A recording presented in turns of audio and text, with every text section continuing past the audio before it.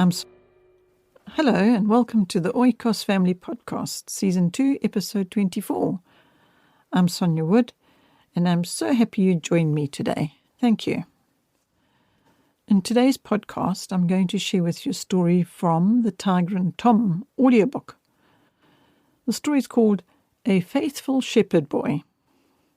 If you're wanting to teach your children the importance of loyalty, trust, respect, and more, then when you listen to the story, I'm sure you're going to glean these values from it, and whatever else may be pertinent to you.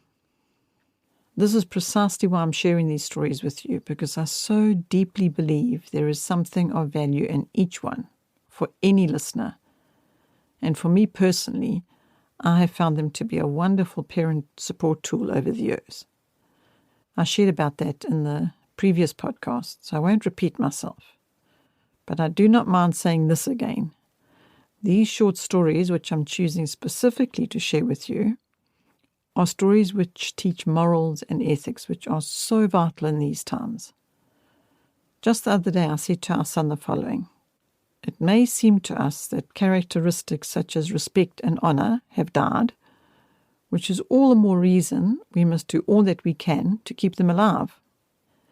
And that is why I hope that these short stories, which I'm sharing with you, will achieve that, help keep these characteristics, these vital characteristics that are of such value, help to keep them alive. I hope so. So let me not talk on, and let me rather leave you here to listen to this story, A Faithful Shepherd Boy, which was narrated by James, and it's from Tiger and Tom, as previously mentioned. I hope you'll find it helpful and supportive. Thank you for listening. Bye for now. A Faithful Shepherd Boy. Gerhard was a German shepherd boy, and a noble fellow he was, although he was very poor. One day he was watching his flock, which was feeding in a valley on the borders of a forest, when a hunter came out of the woods and asked, "How far is it to the nearest village?" "6 miles, sir," replied the boy. "But the road is only a sheep track, and very easily missed."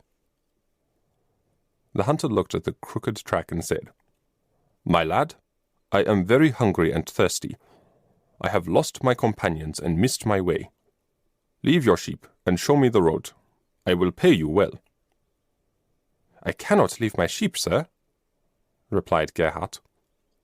"They will stray into the forest, and may be eaten by wolves or stolen by robbers." "Well, what of that?" queried the hunter. "They are not your sheep. The loss of one or more wouldn't be much to your master, and I'll give you more than you have earned in a whole year." "I cannot go, sir," rejoined Gerhard very firmly. "My master pays me for my time, and he trusts me with his sheep. If I were to sell my time, which does not belong to me, and the sheep should get lost, it would be the same as if I stole them." "Well," said the hunter, "will you trust your sheep with me while you go to the village and get some food, drink, and a guide? I will take care of them for you." The boy shook his head. "The sheep do not know your voice, and—" He stopped speaking. "And what? Can't you trust me? Do I look like a dishonest man?" asked the hunter angrily.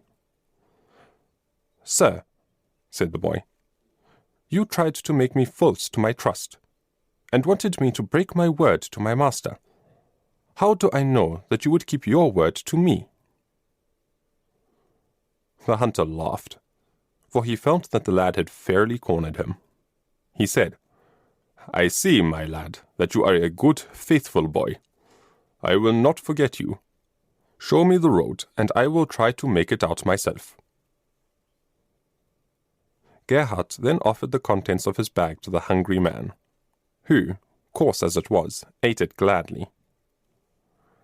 Presently his attendants came up, and then Gerhard, to his surprise, found that the hunter was the Grand Duke, who owned all the country round. The Duke was so pleased with the boy's honesty that he sent for him shortly after that and had him educated. In after years, Gerhard became a great and powerful man, but he remained honest and true to his dying day.